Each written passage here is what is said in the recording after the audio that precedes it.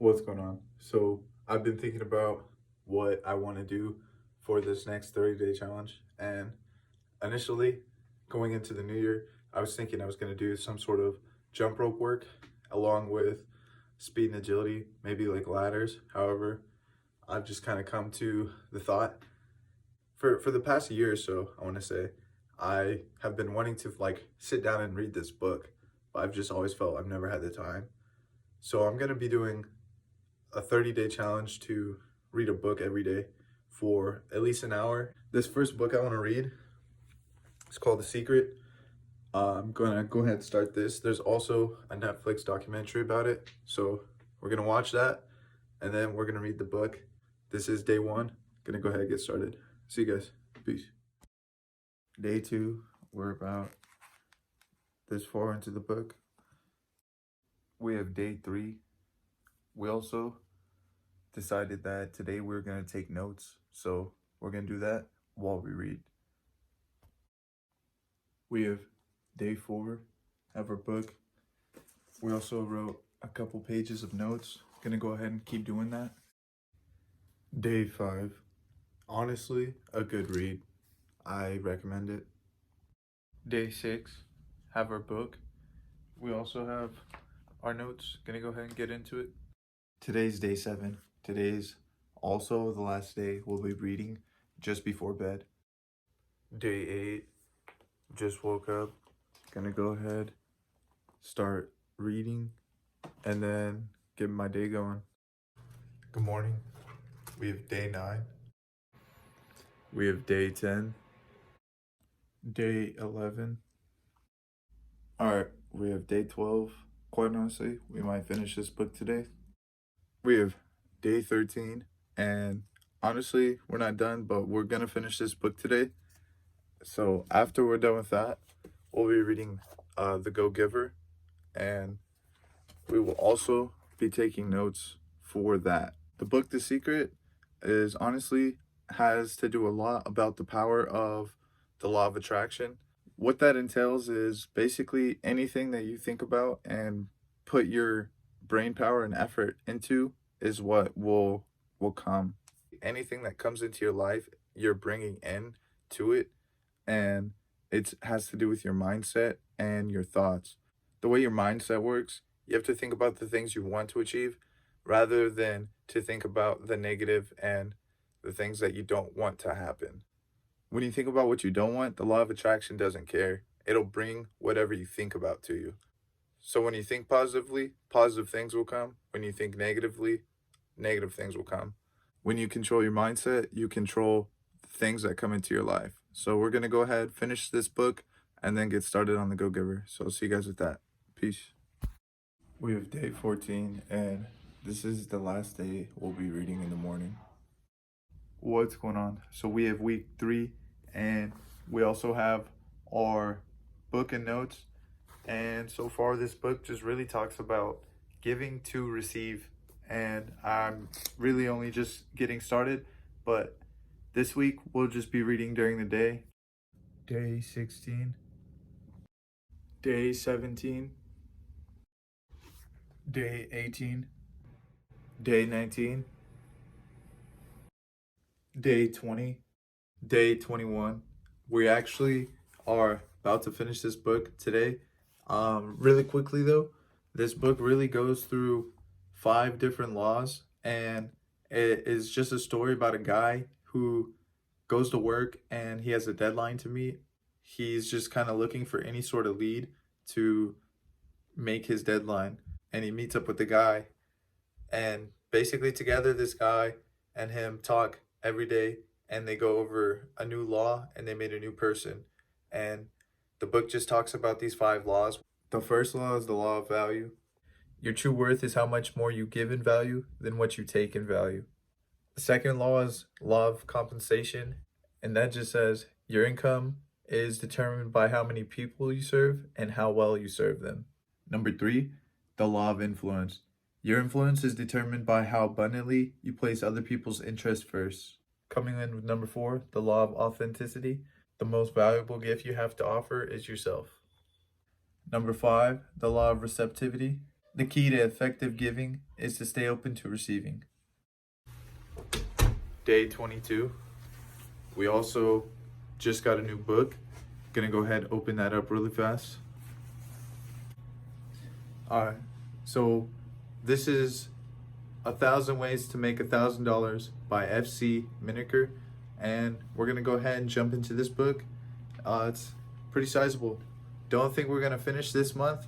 However, we'll be reading and perhaps maybe even use some of the ideas. This is week 4. Along with taking notes, we will be writing down definitions of words that we do not know the meaning of. Day 23. Day 24. Day 25. Day 26. Day 27. Day 28. Day 29. Day 30. This book, 1,000 Ways to Make $1,000, really talks about the journeys of how other people have taken their paths to make $1,000.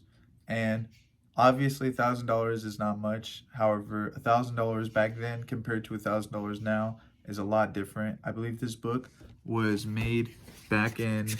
So this book is originally from 1936. However, there have been 5 different editions of this book, and this is the newest edition that came out in 2016. However, from the first edition to today, it has been over 85 years. So these ideas from this book are 85 years old, and I would like to think that many of them are still relevant. However, the business idea themselves are not, but the idea behind the selling of the businesses, those ideas are still relevant. So although we're not selling cars from 1936, we're still selling cars. They'll just have to be updated to today's day and today's age. Throughout this 30-day reading challenge, I've actually filled out this entire notebook as well as used this entire pen. So we had to get another pen and another notebook. This notebook I've only been using since half of yesterday and mostly just today. However, I've been using this pen, which is a new pen, for maybe 4 or 5 days. Not anything really crazy, but this is 120 sheets of paper, and it's all used up, as you can see. Like, this is all just notes from what we're writing. There's not very many, there's no blank pages. We've gone through this entire book, writing notes for 2 full books as well as the start of a 3rd book. I would like to say we're only about maybe 1/10 of the way through this book right here. Now that the 30-day challenge is over, I still will be reading this book. However, I will not be requiring a minimum of any sort of time to read. I think the way I will read about it is go through chapter per chapter, as it tells each person's story is only about a page, maybe 2 pages. So I think that if I read at least a page a day, moving onward, I will be benefiting myself, because although I'll be reading the book slowly, I will still be progressing. And just because I decide that I want to read a single page doesn't mean I can't read more. And I think this is a good idea to continue onward. Within the 100 pages of reading this book, some of the information I've picked up was that today is one of the best days and age to start a new business. The reason why this is so is because it's never too late to create a business that has the possibility of blooming to unimaginable fathoms. And it's always a better idea to start now rather than wait till later. The sooner you start, the sooner you'll get to your goal. While beginning your goals, it's going to be hard. You're going to run into roadblocks. This is why you have to be truly into what you're selling, because you may not profit from your business within the first 5-10 years, but as long as you continue to grow your business, you have potential of doing so. While you're going through the beginning stages of growing your business, you may run into obstacles, but you have to be willing to push through those obstacles in order to gain success on the other side. Next, to be willing to pay the price for success, you have to be very direct with your decisions. Your business outline has to be very specific. You want to say that you want to make this much money by this certain date, and that you're profiting this amount of money in this amount of time. And when the numbers come out to be either true or false, you do know why that is. It's never a question of why am I making this much or why am I only making this little. You have to be so definite with your ideas, and you have to keep good bookwork to where you see exactly why you made the money you made. When you make goals for your business and you make smaller, more attainable, more realistic goals, that is when you'll be able to push through the points of possible discouragement within your business. Maybe your goal is to make a certain amount of money per year. You should break down that goal to how much you should be making each month to successfully achieve that goal. You can even break it down to week by week as well as day by day sales to achieve your ultimate goal. Success in making your first $1,000 will depend entirely on your ability to make or do something of definite value to society, which people want more than they want the money it'll cost them. To be successful today in business, you need more than just a stock of merchandise. You need to be able to know how to sell goods at a profit. One good idea at work making you actual money is way more beneficial than having 1,000 ideas in your head that are just buzzing around and are never acted upon. Meaning, the way to begin making money is by beginning. Business is a game of put and take. You can't take out until you put in. The only person really qualified to advise you as what you can do is yourself. If you sail straight and keep moving towards your destination, you will get there, but you'll never get there until you start. Once you've started, most of the difficulties will have given way before your enthusiasm and your dedication to succeed.